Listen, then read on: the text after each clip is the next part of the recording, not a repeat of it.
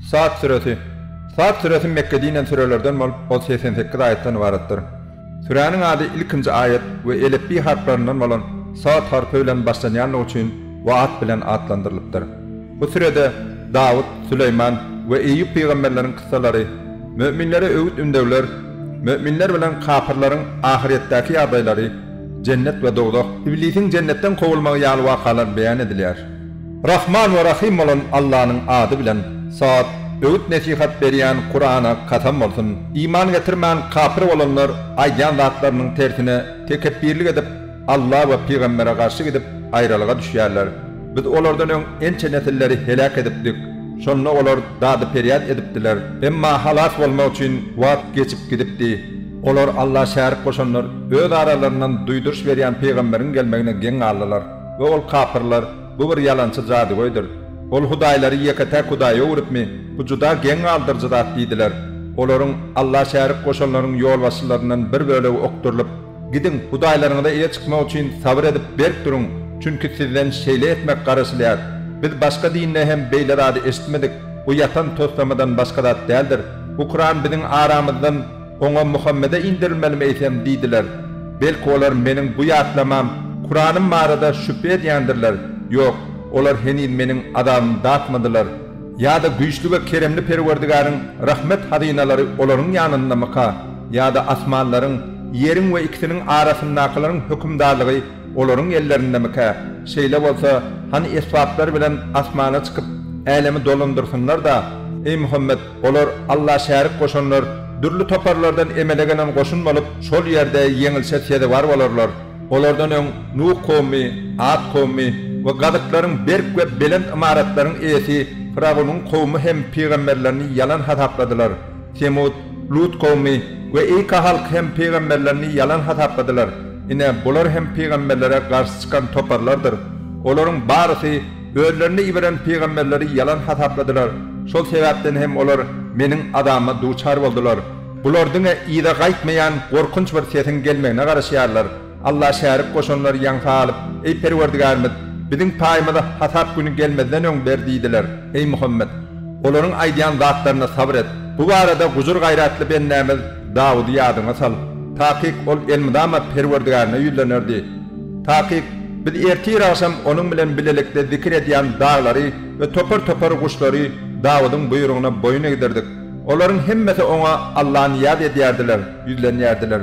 Biz onuň hükümrewanlygyny hem güýçlendiripdik we oňa hikmet, hak bilen nähaka aýyrjy suhan goýup beripdik. Ey Muhammed, sana dawagarlaryň habar gelip ýetdimi?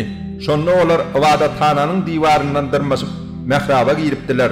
Olar Davudyň ýanyna girenlerine Davud olardan gorkupdy. Olar gorkma, biz bir-birimiz bilen dawalaşyp ýören dawagar, aramyzdaky meselede hakykata göre höküm ber, adalatsyzlyk etme, gaýtan bize dogry ýol görkez diýdiler.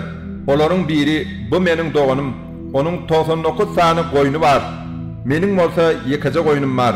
Ol beýle bolsa onu hem maňa ber diýdi we meni dawada ýeňdi diýdi. Davud kasam bolsun, seniň goýunyňy öz goýunlarynyň arasyna goşmagy talap etmek bilen ol sana adalatsyz çemeleşipdir. Dogrusy, şärikdeşleriň köpsi birek haklaryny depgiler. Ýöne iman getirip ýaxşy işler edýänler beýle däldir. Olar ýaly adam juda azdyr diýdi. Davud özüni sinýändir söýtdi we desine Perwerdigaryndan günahynyň geçilmegini dilep, secde gitdi hem de toba edip ýalkaw dilep Allah ýüzlerini. Biz onuň ötünjini kabul etdik. Elbetde biziň ýanymyzda onuň üçin aňsat ýakynlyk derejesi hem de dolanyp barıljak gözel ýer, bahtyar geljek bardyr. Ey Davud, elbetde biz seni ýerde orun tutarmy edip belledik, hükümdarlyk berdik.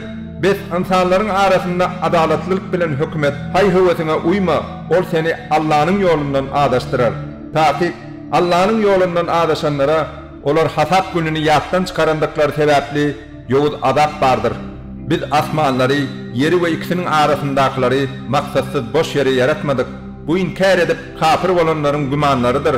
Dogda hodundan ýaňa inkar edenleriň dat gününe eýsem biz iman getirip ýaxşy işleri edýänleri ýeriň ýüzünde fitne fesat çykaranlar bilen deň tutalmy, ýa-da Allahdan gorkup takwa bolanlar bilen günäkärleri deň tutalmy?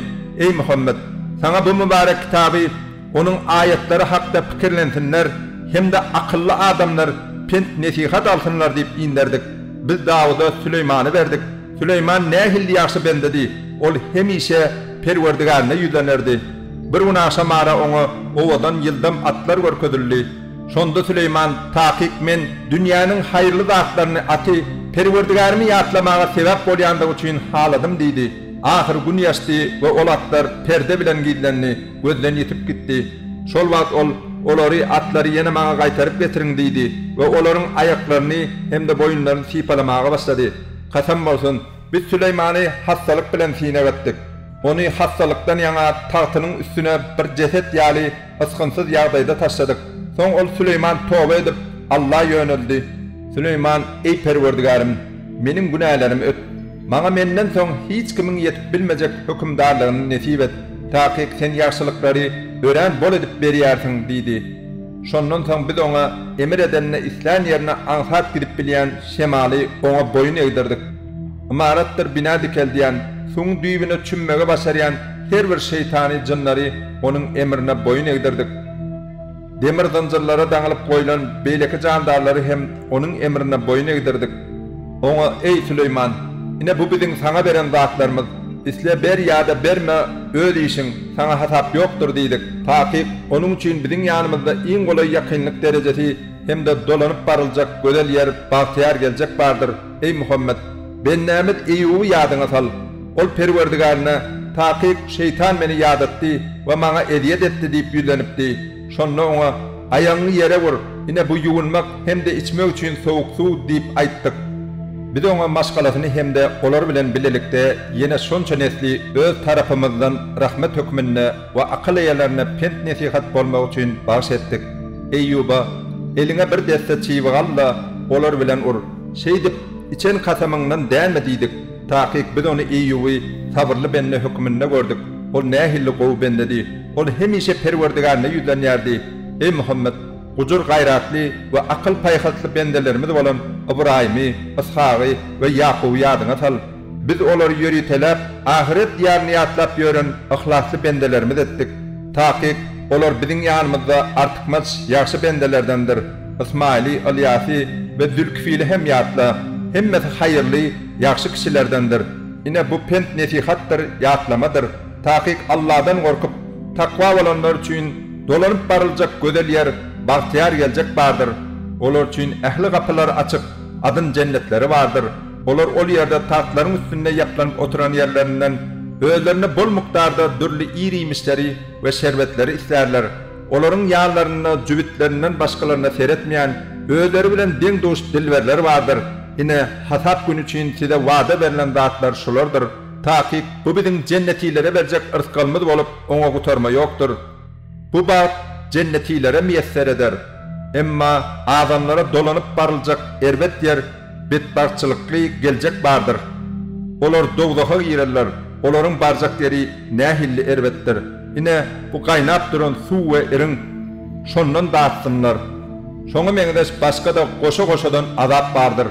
Dogdagyň sakçylary kapyrlaryň baş tutanlaryna ine bu siz bilen bilelikde dogdaga girmeli toparlar diýilen wagty baş tutanlary olar hem injalyk tapmasynlar. Elbetde olar dogda hodyna girerler diýerler. Baş tutanlary erenler bolsa gaýtamsyz injalyk tapmaň. Onu azaby siziň özüňiz bize getirdiňiz. Nähilli erbet ýerekeni bu dogdak diýerler. Yine de olar ey Perverdigarymyz, bu azaba bizi kim uçuradan bolsa şonuň dogdak hodynak azabyny iki esle edip gaýtaryp ber diýerler. Kapyrlar pany dünýäde käler erbet diýip bilýän adamlarmydy hakka tabin bolanlary bu ýerde näme sebäpden göremedokla biz olary ýaňsylardyk ýa-da olar bu ýerde bar hem bolsalar biziň gözümizde ilan oklarmy diýerler. Dogda hodyna ýanjaklaryň öz aralaryna çekeleşikleri elbetde hakykatdyr. Ey Muhammed, sen olar aýt, men diňe habar berip duýdurýaryn. Ýeketäk we ähli zatdan üstün Allah'dan başga ibadete laýyk Huda ýokdur. Asmanlaryň, ýeriň we ikisiniň arasyndaky bar zatlaryň Perwerdigary bolan Allah gudraty güýçlüdir, bagyşlaýjydyr. Ey Muhammed, sen aýt, bu Kur'an juda uly habardyr. Emma siz ondan ýüze urýarsyňyz. Periştelerden ibaret ulu topar şol ýerde çekeleşip durkalar meniň olaryň mejlisinden habarym ýokdy. Men diňe äşkar duýdurjy bolandygym sebäpli bular maňa wahy arkaly habar berilýär. Perwerdigaryň perişteleri ýüzenip, elbetde men palçykdan bir adam yaratjak, oňa şekil berip, içine ruhumdan üflän jan beren wagtym siz oňa sejde ediň diýipdi. Şonda perişteleriň hemmesi jem bolup sejde etdiler. Diňe iblis sejde etmedi. Ol tekebbirlik etdi we inkar edenlerden boldy. Allah ey iblis, iki elim bilen yaradanma senin sejde etmeňe päsgelçilik döredýän sebäp näme? Sen tekebbirlendingmi ýa-da özüň beýiklerden hasap edýärsiňmi diýdi. İblis bolsa, men ondan has artyk yaradylan, meni otdan yaratdyň, onu bolsa palçykdan yaratdyň diýdi. Allah oňa, çık ol ýerden jennetden, çünki sen mundan meýlak kowuldyň.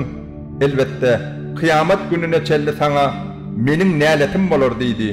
İblis bolsa, ey Perwerdigarym, beýle bolsa maňa olaryň gaýtadan diýreldiljek gününe çelli möhlet ber diýdi. Allah, bar sen möhlet berilenlerden boldun. Sana şol kesitlenen wagta kıyamata çelli möhlet berildi diýdi. İblis bolsa, senin çäksiz gudratyňa kasam bolsun, men hökman olaryň hemmesini azdyryp ýoldan çykaryn.